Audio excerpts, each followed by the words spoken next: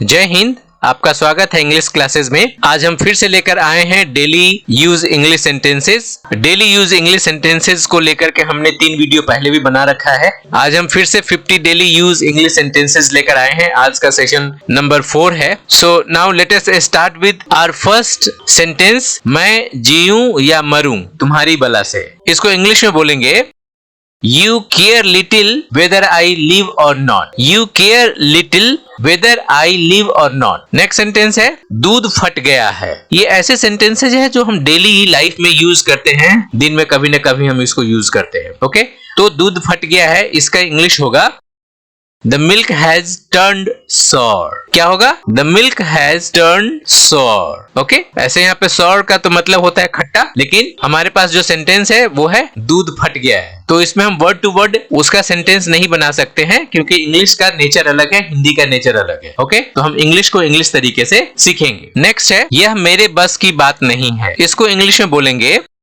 It is beyond my control. क्या बोलेंगे? It is beyond my control. Clear? Next है आजकल मेरी जेब खाली है। इसका इंग्लिश होगा I am out of pocket these days. These days का मतलब आजकल। I am out of pocket मतलब मेरी पॉकेट खाली है, मेरी जेब खाली है। I am out of pocket these days. Clear? तुम कामचोर हो। रेगुलर ऐसे हम शब्द किसी न किसी दोस्त को या किसी को बोलते हैं। इसको इंग्लिश में बोलेंगे You are a shirker. You are a shirker मतलब तुम कामचोर हो। तो शर्क SHIRK शर्क का मतलब होता है काम से जी चुराना, काम ना करना। तो जो काम से जी चुराएगा उसको बोलेंगे शर्कर, कामचोर। Okay, You are a shirker। Next है मैं नखरे नहीं करती हूँ। ठीक है, लड़कियों के केस में कहा गया है मैं नखरे नहीं करती हूँ। इसका सेंटेंस बनेगा I do not give myself airs। ठीक है, तो हिंदी का सेंटेंस देखेंगे और इंग्लिश का सेंटेंस देखेंगे तो बिल्कुल अलग अलग आपको दिखेगा, क्योंकि आपने वर्ड टू वर्ड इंग्लिश में जो सीखा है उससे अगर सेंटेंस आप बनाएंगे तो बिल्कुल ब्लंडर हो जाएगा वो। तो वैसा नहीं करना है। इंग्लिश के अपने कुछ रूल्स रेगुलेशन है, कुछ उसके स्टाइल है, हिंदी के अलग स्टाइल है। तो हमको इंग्लिश को इंग्लिश के तरीके से सीखना है। तो यहाँ पे क्या है, मैं नखरे नहीं करती हूँ। I do not give myself air। Okay, I do not give myself airs। Next sentence है नमस्ते, अब मैं चलता हूँ। ठीक है, जब हम किसी से मिल रहे होते हैं और जब बातचीत हो जाती है, हम चलने को होते हैं, तो हम बोलते हैं ओके अब मैं चलता हूँ। ठीक है, तो मैं यहाँ पे क्या बोल रहा हूँ, नमस्ते अब मैं चलता हूँ। इसको इंग्लिश में बोलेंगे good bye. I am now off. Good bye, I am now off. तो इंग्लिश का सेंटेंस हिंदी के सेंटेंस से बिल्कुल अलग है। ठीक है, ये हमेशा आपको ध्यान रखना है। Good bye, I am now off. Clear? धैर्य रखो, इतने निराश क्यों हो गए। जनरली हम ऐसे वाक्य बोलते हैं, ऐसे सेंटेंस बोलते हैं। तो इसको इंग्लिश में अगर बोलना हो तो क्या बोलेंगे, बकअप। धैर्य रखो, धीरज रखो, बकअप। ये एक फ्रेज है। Why feel so downcast. धैर्य रखो, निराश मत हो। क्यों निराश हो रहे हो? Okay, buck up. Why feel so downcast, buck up. यहाँ पे क्या हो गया, फ्रेज है। क्लियर? नेक्स्ट सेंटेंस है लिखने में गलती हो गई है। ठीक है, जब हम कुछ राइट करते हैं, लिखते हैं, टाइप करते हैं, तो उसमें कुछ ना कुछ गलती हो जाती है। या तो टाइपिंग एरर होती है या लिखने में, हैंड राइटिंग में गलती हो जाती है। तो ऐसे सेंटेंस में हम इसको इंग्लिश में कैसे बोलेंगे ऐसे सेंटेंस को, this is only a slip of pen. This is only a slip of pen. लिखने में गलती हो गई। और अगर इसी को ऐसे बोले, उसके मुंह से निकल गया, उसके मुंह से गलती से निकल गया, तो उसको हम क्या बोलते हैं, स्लिप ऑफ टंग। जब हम बोल करके कोई चीज जब हम बोलते हैं और कुछ गलत निकल जाता है तो हम वहां पे बोलते हैं स्लिप ऑफ टंग। अरे गलती से बोल गया, राइट? तो यहाँ पे सेंटेंस क्या है, लिखने में गलती हो गई है। इसको इंग्लिश में बोलेंगे this is only a slip of pen. This is only a slip of pen. तो ये लिखने की बात हो गई। अगर बोल करके हम कुछ गलती कर जाते हैं तो वहां पे हम बोलेंगे स्लिप ऑफ टंग। पेन की जगह पे वहां पे आ जाएगा टंग। क्लियर? अब है वह अपनी बात का पक्का है। इसको इंग्लिश में कैसे बोलेंगे, he is true to his word. He is true to his word. वह अपनी बात का पक्का है, right? He is true to his word. Clear? मतलब अपने बात पे कायम है, बात का सच्चा है, जो वो बोलता है वो पूरा करता है। नेक्स्ट है यह तुम्हारा काम नहीं है। यह तुम्हारा काम नहीं है। इसको इंग्लिश में बोलेंगे it is none of your business. It is none of your business, मतलब नन ऑफ योर बिजनेस यहाँ पे एक लंबा सा फ्रेज है कि ये आपसे रिलेटेड नहीं है, तो ये तुम्हारे काम का नहीं है, राइट? यह तुम्हारा काम नहीं है, अपने काम से काम रखो। It is none of your business. Next sentence है उसकी सुंदरता के क्या कहने, मतलब कोई बहुत ज्यादा सुंदर है तो उसकी हम तारीफ कर रहे हैं, तो हम उसके तारीफ में बोलते हैं उसकी सुंदरता के क्या कहने, वो तो बहुत सुंदर है, राइट? तो इसको इंग्लिश में बोलेंगे हर ब्यूटी बेगर्स डिस्क्रिप्शन। हाँ, हर ब्यूटी बेगर्स डिस्क्रिप्शन, राइट? उसकी सुंदरता के क्या कहने, वाह क्या सुंदर है वो, इस तरह से हम हिंदी में बात करते हैं, तो इसको इंग्लिश में बोलेंगे हर ब्यूटी बेगर्स डिस्क्रिप्शन। नेक्स्ट है वह बच्चा दांत निकाल रहा है, इसको इंग्लिश में बोलेंगे this child is cutting teeth. This child is cutting teeth. Next है यह मकान किराए के लिए खाली है, ये तो सभी को पता होगा, ये हम सेंटेंस खूब बोलते हैं। यह मकान किराए के लिए खाली है, इसको इंग्लिश में बोलेंगे this house is to let. हाँ, TO2 not TOO, okay, to let. तो यहाँ पे क्या हो गया, this house is to let. तो यहाँ पे टू लेट क्या है, एक फ्रेज का काम कर रहा है। This house is to let मतलब यह मकान किराए के लिए खाली है, मतलब टू लेट फ्रेज का काम कर रहा है, जिसका मतलब होता है किराए पर लगने वाला मकान जो खाली है। ठीक है, अब है यह कपड़ा पर्दों के लिए ठीक है। घर का डेकोरेशंस करते हैं, उसमें हम सिलेक्ट करते हैं कि यहाँ पे ये पर्दा लगे, यहाँ पे ये पर्दा लगे, ऐसा कपड़ा वैसा कपड़ा। तो उस कन्वर्सेशन में एक सेंटेंस हम बोलते हैं यह कपड़ा पर्दों के लिए ठीक है। तो इसको इंग्लिश में कैसे बोलेंगे, this cloth will do well for curtains. Curtains का मतलब होता है पर्दा और क्लॉथ का तो मतलब होता है, सबको मालूम है, कपड़ा। तो this cloth will do well. Do well का मतलब हो गया यहाँ पे कि वो पर्दे के लिए उपयुक्त है, सही है, क्लियर? तो इसको बोलेंगे this cloth will do well for curtains. Clear, समझ में आ गई बात? नेक्स्ट है आज विशेष सब्जी क्या है, राइट? या ऐसे भी बोल सकते हैं आज का विशेष सब्जी क्या है, आज खाने में विशेष सब्जी क्या है, ऐसा भी बोल सकते हैं। तो इसको इंग्लिश में बोलेंगे what is the side dish today. हाँ, आज विशेष सब्जी क्या है, इसको इंग्लिश में हमने क्या बोला, what is the side dish today. Clear? तो साइड डिश यहाँ पे विशेष की बात कर रहा है, राइट? सब्जी में क्या है, अलग क्या है। नेक्स्ट है मैं उसे शक्ल से जानता हूँ, नाम से नहीं। बहुत बारी ऐसा होता है कि हम एक आदमी से मिलते हैं और शक्ल याद रह जाता है लेकिन नाम हमें याद नहीं रहता कई बार, तो हम उसके बारे में बात करते हैं, अरे मुझे उसका शक्ल तो याद है बट नाम मुझे नहीं मालूम। ठीक है, तो ऐसे सेंटेंस को हम इंग्लिश में बोलेंगे I know him by face and not by name। मैं उसको उसके चेहरे से जानता हूँ, मुझे याद है, बट मुझे उसका नाम नहीं मालूम, मैं नाम से नहीं जानता हूँ उसको। ठीक है, I know him by face and not by name। Clear? अब है वह हमेशा मेरे मार्ग में टांग अड़ाता है। हाँ, मतलब वो हमेशा मेरे काम में टांग अड़ाता है, बाधा डालता है। ऐसे सेंटेंस को इंग्लिश में बोलेंगे He always stands in my way। He always stands in my way मतलब वो हमेशा मेरे आगे आ जाता है, चाहे वो काम में आ जाए, चाहे वो किसी रास्ते में आ जाए।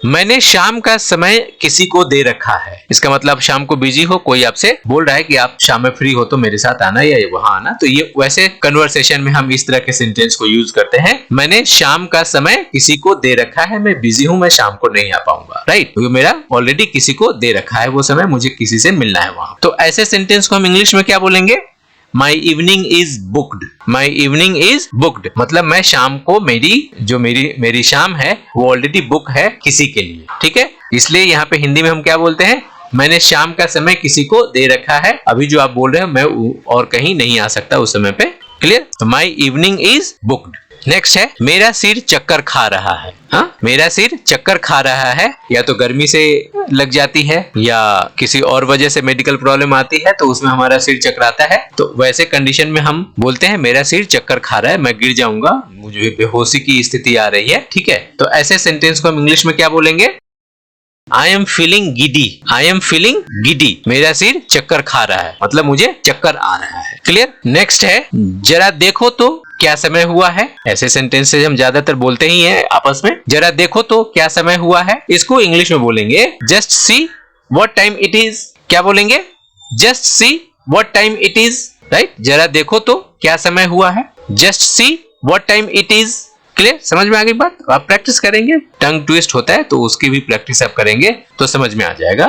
नेक्स्ट सेंटेंस है प्रतिदिन हालात खराब हो रहे हैं। ठीक है, तो इसको इंग्लिश में बोलेंगे things are going wrong day by day. Day by day का मतलब हो गया यहाँ पे प्रतिदिन। हाँ, ये एक फ्रेज है। तो थिंग्स आर गोइंग रॉन्ग मतलब चीजें खराब हो रही हैं डे बाई डे। तो ये चीजें खराब हो रही हैं किस चीज के बारे में बताया जा रहा है? अपनी स्थिति के बारे में, अपने हालात के बारे में बता रहे हैं। ठीक है, प्रतिदिन हालात खराब हो रहे हैं। Things are going wrong day by day. Clear? Next है, वह तो हाँ में हाँ मिलाना जानता है। हम किसी के बारे में बोलते हैं ना, आपके हमारे जानने वाले में बहुत ऐसे लोग होते हैं जो सब जगह अपनी हाँ में हाँ मिलाते हैं। ठीक है, हाँ जी आप भी सही बोल रहे हो, आप भी सही बोल रहे हो। तो हम उससे इरिटेट हो जाते हैं, अरे तुम्हारा क्या, तुम तो सबके हाँ में हाँ मिलाते रहते हो। ठीक है, तो इसलिए हम उसको क्या बोल रहे हैं यहाँ पे, वह तो हाँ में हाँ मिलाना जानता है। तो ऐसे सेंटेंस को इंग्लिश में क्या बोलेंगे? He is only a yes man. He is only a yes man. मतलब वो yes man है, वो हमेशा yes बोलता रहता है। Yes मैम, yes सर, हाँ जी आप, हाँ भैया आप ठीक बोल रहे हो, हाँ सर आप ठीक बोल रहे हो, हाँ जी तुम ठीक बोल रहे हो। You know? तो यहाँ पे क्या है, वह तो हाँ में हाँ मिलाना जानता है। He is only a yes man. Okay? Next है, वह तुम्हारी क्या लगती है। मतलब यहाँ पे है, वह रिश्ते में तुम्हारी क्या लगती है। ठीक है, तो ऐसे सेंटेंस को हम क्या बोलेंगे? What is she to you? वह तुम्हारी क्या लगती है। What is she to you? मतलब वह तुम्हारी क्या लगती है। ठीक है, रिलेशन की बात कर रहा है। What is she to you? Next sentence है, वह प्रायः मूर्खता कर बैठता है। मतलब वो हमेशा कोई ना कोई गलती कर ही बैठता है, कुछ ना कुछ मूर्खतापूर्ण बात कर लेगा, कोई काम कर लेगा, है ना। तो वैसे कंडीशन में हम उसके बारे में बात करते हैं कि वो प्रायः मूर्खता कर बैठता है। तो ऐसे सेंटेंस को इंग्लिश में बोलेंगे He often plays the fool. Okay? He often यहाँ पे प्रायः का मतलब होता है। often का मतलब होता है प्रायः, हमेशा, always. Okay? He often plays the fool. मतलब हमेशा वो कुछ न कुछ बेवकूफी वाली काम कर ही देता है। तो यहाँ पे हम बोलेंगे वह प्रायः मूर्खता कर बैठता है। इसको इंग्लिश में बोलेंगे He often plays the fool. Next है, सारी कक्षा उससे मजाक करती है। ठीक है, आपके क्लास में एक ऐसे बच्चे या दोस्त होते हैं जिसका आप सब लोग मजाक उड़ाते हैं। तो सारी कक्षा उससे मजाक करती रहती है। ठीक है, तो ऐसे सेंटेंस को हम इंग्लिश में बोलेंगे he is the but of the class. He is the but of the class. तो यहाँ पे बट ऑफ द क्लास का मतलब क्या हो गया? एक ऐसा आदमी जिसका आप मजाक उड़ा सको। राइट? हालांकि किसी का मजाक नहीं उड़ाना चाहिए, गलत बात है, बट ऐसे सेंटेंस अगर हो तो उसको इंग्लिश में बोलेंगे he is the but of the class. Right? He is the but of the class. Next है, यह बच्चा बड़ा प्यारा लगता है। ठीक है, इसको इंग्लिश में कैसे बोलेंगे? This child looks so cute. यह बच्चा प्यारा लगता है। This child looks so cute. Clear? Very simple. Next है, तुमने मुझे 1 रुपया कम दिया है। हम जब लेन देन करते हैं तो हिसाबारी में जैसे कुछ पैसे लेन देन हुई तो उसमें हम एक दूसरे को पैसे देते हैं। तो अभी 1 रुपया किसी ने कम दिया तो मैं उसको बोल रहा हूँ तुमने मुझे 1 रुपया कम दिया है। तो ऐसे सेंटेंस को इंग्लिश में बोलेंगे you have given me 1 rupee short. You have given me 1 rupee short. ठीक है, वेरी सिंपल, इसमें कुछ समझने वाली बात नहीं है, सब कुछ समझ में आ रहा है। यू हैव गिवन मी, आपने मुझे दिया है या तुमने मुझे दिया है क्या? 1 रुपी शॉर्ट, 1 रुपया कम। ठीक है, नेक्स्ट सेंटेंस है, मैंने उसे कुर्सी पर बैठने का इशारा किया। ऐसे सेंटेंस को इंग्लिश में बोलेंगे I motioned him to a chair। तो यहाँ पे motioned जो वर्ड है ये क्या बताने की कोशिश कर रहा है? इशारा करने की कोशिश कर रहा है बैठने के लिए। ठीक है, तो I motioned, मैंने बैठने का इशारा किया। किसे? हिम, उसे। कहाँ इशारा किया? टू अ चेयर, चेयर की तरफ इशारा किया कि वहां पे आप बैठ जाओ। ठीक है, तो आई मोशन्ड हिम टू अ चेयर, मैंने उसे कुर्सी पर बैठने का इशारा किया। क्लियर? समझ में आ रही बात? आई मोशन्ड हिम टू अ चेयर। इसको दूसरे तरीके से भी बोल सकते हैं, जैसे I gestured for him to sit on the chair। I gestured for him to sit on the chair। Next sentence है, इस होटल में वैष्णव खाना मिलता है। इस होटल में वेज खाना मिलता है। वैष्णव का मतलब यहाँ पे वेज खाना। ठीक है, जिसमें मीट, मछली, अंडे ना हो। Vegetarian meal is supplied in this hotel. क्या बोलेंगे इसको? Vegetarian meal is supplied in this hotel. Clear? उसके दिमाग में कुछ खराबी है। मतलब जब कन्वर्सेशन करते हैं, कुछ बात करते हैं, तो उसके दिमाग में कुछ खराबी है। इसको इंग्लिश में कैसे बोलेंगे? There is some screw loose in his brain। हाँ, तो ऐसा तो कोई स्क्रू होता नहीं है दिमाग में कि वो फिट किया हुआ है, बट सारे वो मसल्स होते हैं। तो लेकिन हम बोलचाल की भाषा में हम क्या बोल रहे हैं? There is some screw loose in his brain। उसके दिमाग में कुछ खराबी है। Clear? There is some screw loose in his brain। Understood? Next है, उसकी सारी आशाएं मिट्टी में मिल गई। इसको इंग्लिश में बोलेंगे all his hopes ended in smoke, मतलब उड़ गई। स्मोक का यहाँ पे मतलब हो गया कि उसकी जितनी भी होप्स थी वो सारे खत्म हो गए, मिट्टी में मिल गया, बेकार हो गया, लुट गया। ऐसी बात कर रहे हैं। तो यहाँ पे क्या हो गया, all his hopes ended in smoke, उसकी सारी आशाएं मिट्टी में मिल गई। नेक्स्ट सेंटेंस है मुझे घर पर बहुत जरूरी काम है। इसको इंग्लिश में बोलेंगे I have an urgent piece of work at home. I have an urgent का मतलब जरूरी, piece of work का मतलब काम। तो यहाँ पे सिर्फ वर्क भी बोल सकते थे, लेकिन piece of work ऐड करने से क्या हो गया, उस जरूरी काम की महत्ता बढ़ गई, उसको हम इंपॉर्टेंस दे रहे हैं। 2 4 10 काम होते हैं उसमें से, लेकिन उसमें से कुछ एक काम ऐसे हैं जो बहुत ज्यादा अर्जेंट है, वो घर पर मुझे करना है, ठीक है, वो बहुत जरूरी है। तो I have an urgent piece of work at home. मुझे घर पर बहुत जरूरी काम है। नेक्स्ट सेंटेंस है उसकी आंखों में आंसू भर आए। कोई ऐसी सिचुएशंस होती हैं दुख के, सुख के, ठीक है, खुशी के, वैसी सिचुएशन में हमारे आंखों में आंसू आ जाते हैं, तो हम क्या बोलते हैं, उसकी आंखों में आंसू भर आए। तो इसको इंग्लिश में बोलेंगे tears weld up, tears weld up in his eyes, ठीक है। तो यहाँ पे वेल्ड अप जो है WELLED अप, वेल्ड अप, इसका मतलब होता है भर आना। ये क्या है, फ्रेज है, ठीक है, भर आना। तो क्या भर आया, आंसू भर आया, कहाँ पे, आंख में, ठीक है। तो और आपको पता ही है WELL वेल का मतलब होता है कुआं, जो गांव देहात में कुआं होता है, जो पुराने जमाने में होते थे। कुछ लोगों ने देखा होगा, कुछ लोगों ने नहीं देखा होगा, बट वेल WELL वेल का मतलब अच्छा भी होता है और कुआं भी होता है, ठीक है। तो यहाँ पे जब तो WELLED और अप दोनों वर्ड मिलकर के यहाँ पे फ्रेज हो गया, तो यहाँ पे इसका मतलब हो गया भरना, ठीक है। Tears weld up in his eyes, उसकी आंखों में आंसू भर आए। क्लियर। नेक्स्ट है वे गाली गलौज से हाथापाई पर आ गए। हाँ, ये कैसा सेंटेंस है, जैसे 2 आदमी के बीच बहसा बहसी हुई, किसी बात को लेकर के माहौल गर्म हो गया, फिर वो माहौल गर्म होते होते ज्यादा हॉट डिस्कशन हो गया, तो गाली गलौज देने शुरू कर दिए एक दूसरे को, फिर उससे भी बात आगे बढ़ गई, उससे टेम्परामेंट और आगे बढ़ गया, तो लोग हाथापाई पर उतर गए, मतलब हाथ चलाना शुरू कर दिया एक दूसरे पर। तो ऐसे सेंटेंस को इंग्लिश में हम क्या बोलेंगे, फ्रॉम हॉट वर्ड्स मतलब गाली गलौज से। हॉट वर्ड का मतलब यहाँ पे होता है कि गाली गलौज। दे केम टू ब्लोज, मतलब वो एकदम आगे जब बढ़े तो ब्लो हो गए, ब्लोज हो गए, मतलब फट गए। फट गए का मतलब एकदम अंतिम स्थिति आ गई कि मारा पीटी करने लगे, हाथापाई पे उतर गए, राइट। तो इसको बोल रहे हैं from hot words they came to blows, वे गाली गलौज से हाथापाई पर आ गए। क्लियर। यह मन गढ़ंत कहानी है, मतलब बनी बनाई बात है, अपने मन से बुनी हुई कहानी है, इसमें कोई सच्चाई नहीं है। ऐसे सेंटेंस को इंग्लिश में बोलेंगे it is a cock and bull story. It is a cock and bull story, मतलब ये बनी बनाई कहानी है, बुनी हुई कहानी है, स्टोरी बनाई हुई है, राइट, झूठ की कहानी है। तो इसलिए यहाँ पे कहा it is a cock and bull story. Cock and bull एक फ्रेज का काम कर रहा है, जिसको बोलेंगे मनगढ़ंत, ठीक है। बच्चों का टिकट आधा लगता है, जैसे ट्रेन में, बस में जब ट्रेवल करते हैं तो वहां पे टिकट लेते हैं, बच्चों का आधा लगता है। तो इसको हम कैसे इंग्लिश में बोलेंगे, children travel half fair, children travel half fair. Clear. बच्चों का टिकट आधा लगता है, children travel half fair. Next है कमरा खचाखच भरा हुआ था। इसको इंग्लिश में बोलेंगे the hall was packed to capacity.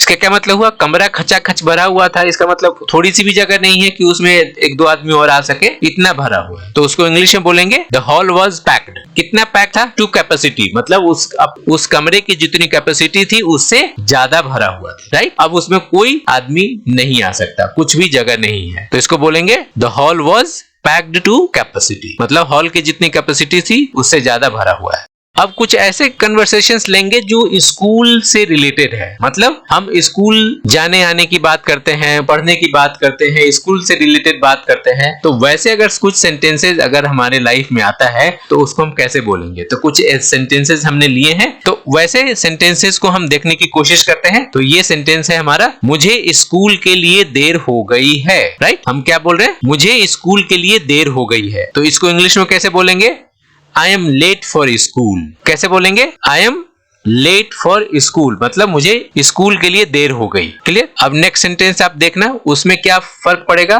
थोड़ा सा मैंने चेंज किया क्योंकि यहाँ पे मैंने कलर अलग किया हुआ है। मुझे स्कूल के लिए देर हो गई है ना। ऑलरेडी हम देर हो चुके हैं, तो ये सेंटेंस हुआ I am late for school. अब सेंटेंस में थोड़ा सा बदलाव आएगा। जो अगला सेंटेंस है, ये सेंटेंस है मुझे स्कूल के लिए देर हो रही है। मतलब अभी मैं देर हुआ नहीं हूं पूरी तरह से, लेकिन अब मैं देर हो रहा हूं। ठीक है, अगर और थोड़ी देर करूंगा तो पूरी देर हो ही जाएगी। ठीक है, तो इस दोनों में फर्क समझ में आया।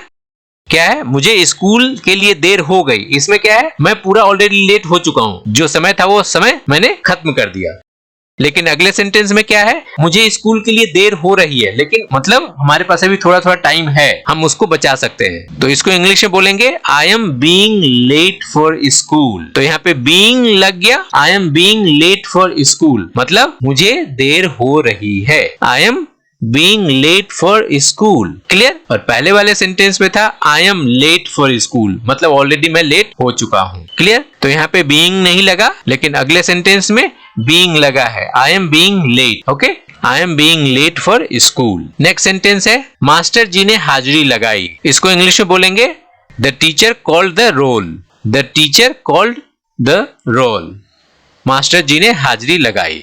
नेक्स्ट सेंटेंस है उसकी हाजिरियां कम है। उसकी हाजिरियां कम है, इसको सेंटेंस में बोलेंगे he is short of attendance. क्या बोलेंगे, he is short of attendance. उसकी हाजिरियां कम है। उसने अंग्रेजी में अपनी कमी पूरी कर ली है, मतलब वो अंग्रेजी भाषा में कमजोर है, उसकी कमी को उसने पूरा कर लिया है। तो उस सेंटेंस को कैसे बोलेंगे, ये दोनों के लिए हो सकता है, ही हो सकता है, लड़का भी हो सकता है, लड़की भी हो सकती है। तो दोनों के लिए है, ही और शी दोनों यूज हो सकता है। She has made up her deficiency in English, मतलब यहाँ पे डेफिशिएंसी इंग्लिश में जो उसकी कमी थी उसको मेड अप कर लिया, उसको पूरा कर लिया। मेड अप का मतलब पूरा करना, कंप्लीट करना। ओके, तो इंग्लिश लैंग्वेज को जानने के लिए जो उसकी कमियां थी, जो उसकी डेफिशिएंसी थी, उसने उसको मेड अप कर लिया, पूरा कर लिया। Clear. She has made up her deficiency in English.